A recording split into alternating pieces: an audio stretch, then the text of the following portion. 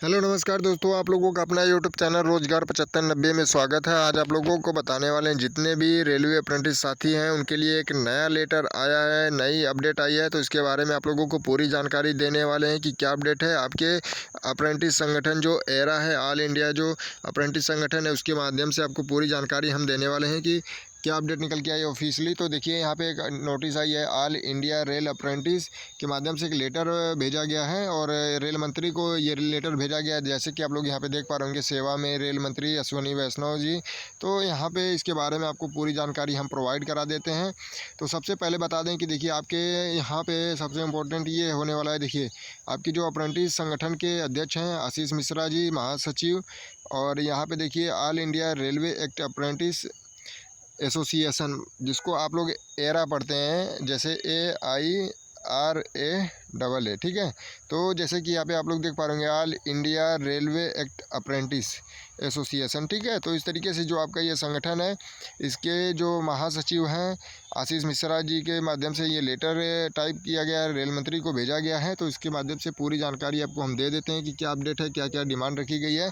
तो देखिए उन्होंने क्या इसमें बताया है कि श्रीमान सविनय निवेदन है कि भारतीय रेलवे शुरू से ही सबसे बड़ा नियुक्ति रहा है। इसी को देखते हुए देश के युवाओं का रेलवे में समायोजित होने के लिए हमेशा प्रयास जारी रहता है।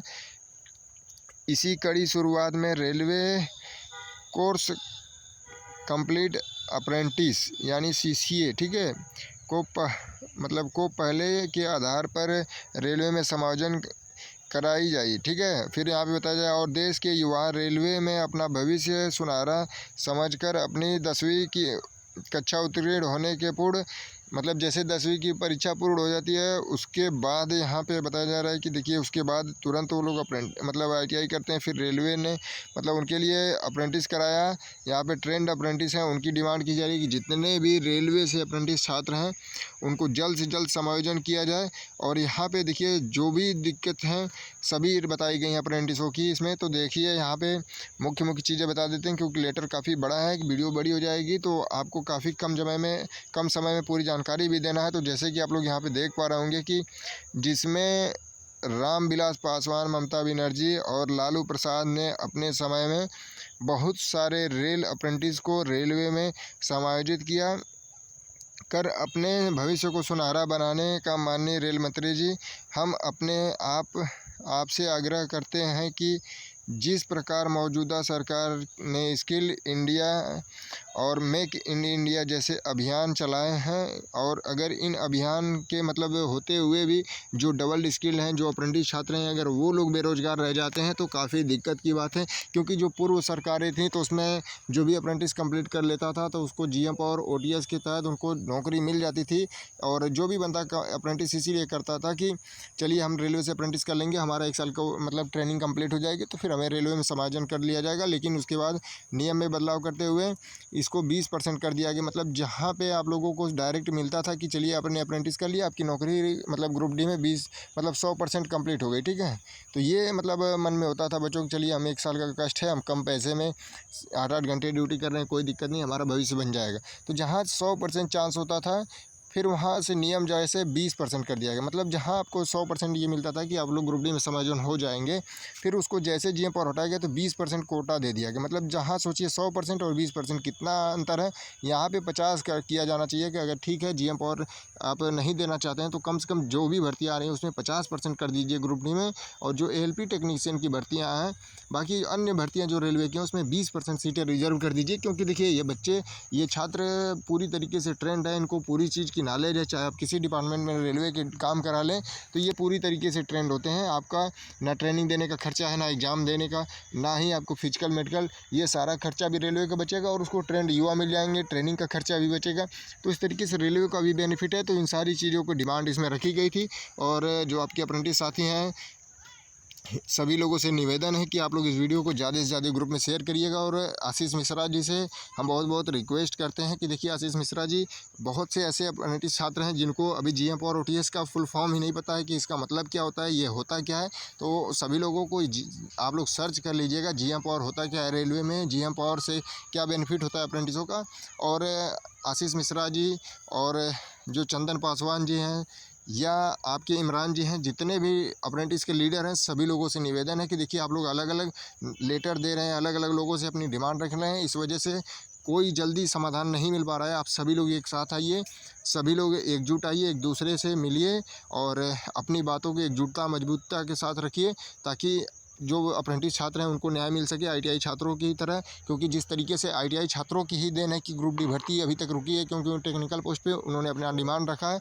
और जहाँ तक वो सोचिए कि मतलब जो भी वैकेंसियाँ आ रही हैं 100% ग्रुप डी में, तो उसमें से 20% तो मान लीजिए ये अप्रेंटिस ले रहे हैं, 20% एक्स सर्विस में ले रहे हैं, ठीक है। लेकिन जो वैकेंसियाँ बच रही हैं टेक्निकल पोस्ट, उसमें सब आईटीआई को देने की डिमांड हो रही है। मतलब टेक्निकल पोस्ट ज़्यादा होते ही नहीं है, मतलब ग्रुप डी में सब तो टेक्निकल ही है, तो उसमें से बहुत कम 10वीं के लिए बच रहे हैं। अगर इस तरीके से कोर्ट का फैसला आ जाता है तो देखिए, सबसे पहले आईटीआई को आप वरीयता दे रहे हैं, कोई दिक्कत नहीं, कोई विरोध नहीं कर रहा है, लेकिन कम से कम सबसे पहले आपको ये कहना चाहिए कि आईटीआई से ज़्यादा स्किल्ड हैं और ये लोग खुद रेलवे से ही अप्रेंटिस करके आए हैं, पूरी तरीके से ट्रेंड है, तो पहले इनको वरीयता दी जाए। 20% की जगह 50% इनको कर दिया जाए। बाकी जो सीटें हैं उसमें टेक्निकल पोस्ट पे अगर अप्रेंटिस से खाली जाती है तो आईटीआई छात्रों को रखा जाए।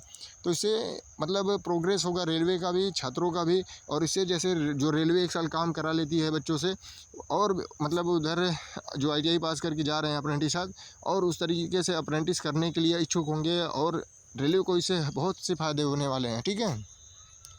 तो हम एक ही चीज़ आप लोगों से कहेंगे कि सभी छात्रों से निवेदन है, आपका एग्ज़ाम 17 नवंबर से मान के चलिए, और अपनी तैयारी को पूरी 100% दीजिए, तैयारी करिए। लेकिन हम आप लोगों से यही कहेंगे कि सोशल मीडिया के माध्यम से बिल्कुल आप लोग संवैधानिक तरीके से, जो आप लोगों से कहा जाता है नियमतः, आप लोग अपनी मांगों को, नाराज़गियों को सरकार तक पहुँचाएँ, और हम लोगों को पूरी तरीके से सपोर्ट करें। जिस तरीके से हम लोग आपकी बातों को, आवाज़ों को पहुँचा रहे हैं, उस तरीके से और आगे तक पहुँचाएँ। और आपका एक ही काम है कि जितना ज़्यादा आपको व्हाट्सएप ग्रुप में, टेलीग्राम ग्रुप में शेयर करेंगे, आपकी जो भी अप्रेंटिस साथी हैं जागरूक होंगे, इसके बारे में जानेंगे कि जीएम पावर या ओटीएस लागू होगा, तो उनको जल्द से जल्द रेलवे में समायोजन किया जाना चाहिए, एएलपी में, टेक्नीशियन में, क्योंकि ये टेक्नीशियन का भी काम करवाया जाता है अप्रेंटिसों से वर्कशॉप में, इस तरीके से। तो इससे सभी को जानकारी होगी, सभी लोग जागरूक होंगे, अपने हक और अधिकार के लिए सामने आएंगे। और क्योंकि देखिए, उन्होंने 1 साल अपना समय दिया हुआ है, और इस तरीके से अलग अलग नोटिस देने से, अलग अलग ज्ञापन देने से बहुत ठोस कदम नहीं उठाए जा रहे हैं, इस पर जल्द से जल्द एक्शन नहीं लिया जा रहा है। कोई मतलब जैसे अप्रेंटिस छात्र रेल मंत्री से जैसे ही ट्रेन में पूछा कि सर जो भर्ती आ रही है उसमें अप्रेंटिस का, जैसे अप्रेंटिस का नाम लिया, तुरंत रेल मंत्री अगले पैसेंजर तक चले जाते हैं। बाकी पैसेंजर से वो 1 मिनट तक बात कर लेते हैं, लेकिन जो रेलवे अप्रेंटिस छात्र अपनी बातों को कहने जाता है तो तुरंत उसे मतलब बातों को टालते हुए आगे बढ़ जाते हैं। तो ये चीज़ें नहीं होनी चाहिए, और इसके लिए आप सभी लोग जिम्मेदार हैं। जितने भी लोग अप्रेंटिस कर लिए हैं, इस आप लोग केवल रेलवे के मजदूर नहीं हैं। आप लोगों को इसको समझना होगा कि आपसे रेलवे यूज एंड थ्रो करके फेंक रही है। मतलब 1 साल आपको यूज किया, 6,000-7,000 रुपये पे कॉन्ट्रैक्ट बेसिस पे साइन करवा लिया, फिर आपको 5500 रुपये मिलते थे, 1500 उसमें से काटे जाते थे, तो आप लोग नौकर नहीं थे। या तो रेलवे पूरी तरीके से आपका पूरा पैसा दे, जितना है सभी को, जैसे 8 घंटा जो टेक्नीशियन काम करता है उतनी सैलरी अप्रेंटिसों को दे, क्योंकि काम तो उतना बराबर ही करवाया जाता था, बिना किसी सेफ्टी कैटेगरी के, बिना किसी चीज़ के। तो आप लोग इन सारी चीज़ों के लिए साथ आइए, बाकी हम लोग आपकी आवाज़ों को उठाएंगे, और जो भी आपका हक है उसको ज़रूर दिलाने की कोशिश करेंगे। और सभी अप्रेंटिस संगठनों से निवेदन है, चाहे नए अप्रेंटिस हो, पुराने अप्रेंटिस हो, सभी लोग एक प्लेटफॉर्म पे जुड़िए, एक जगह जुड़िए, और एक साथ आइए अपने हक और अधिकार के लिए। तभी इस पर कुछ ठोस कदम उठाया जाएगा रेलवे की तरफ से। क्योंकि देखिए, हमारी तरफ से जो भी अपडेट आ रही है आप लोगों को तक हम प्रोवाइड करा रहे हैं, सभी अप्रेंटिसों को एकजुट करने की कोशिश कर रहे हैं। और AIRF जो रेलवे का संगठन है, NFIR जो रेलवे का संगठन है, सभी संगठन आपके सपोर्ट में है। और IRFC जो रेल कोच फैक्ट्री है, वहाँ के भी पूरे एम्प्लॉयमेंट, पूरे यूनियन, सभी लोग आपके सपोर्ट में है कि अप्रेंटिसों के साथ अन्याय हो रहा है, अप्रेंटिसों से इतना काम कराया जाता है कि केवल और केवल 20% कोटा के नाम पर, तो इस तरीके से ना हो, अप्रेंटिसों का समायोजन हो। तो आप सभी लोगों से रिक्वेस्ट है कि जल्द से जल्द इस वीडियो को ज़्यादा से ज़्यादा शेयर करिए, सभी छात्रों को एकजुट किया जाएगा, और एक दिन फिक्स करके निर्णय लिया जाएगा। फिर अगला कदम जो भी होगा, इस तरीके से ज्ञापन देने से, अकेले जाने से, अकेले ज्ञापन देने से कुछ फ़ायदा नहीं निकल रहा है। तो सभी लोग एक डेट फिक्स करिए, ज़्यादा से ज़्यादा अप्रेंटिस को ग्रुप में जोड़िए। डिस्क्रिप्शन में आपको व्हाट्सएप नंबर, टेलीग्राम लिंक है, आप लोग ज़रूर जुड़िएगा। धन्यवाद। जो लोग चैनल पर आए हैं सब्सक्राइब कर लीजिएगा, रेलवे से जुड़ी सभी जानकारी आपको मिलती रहती है।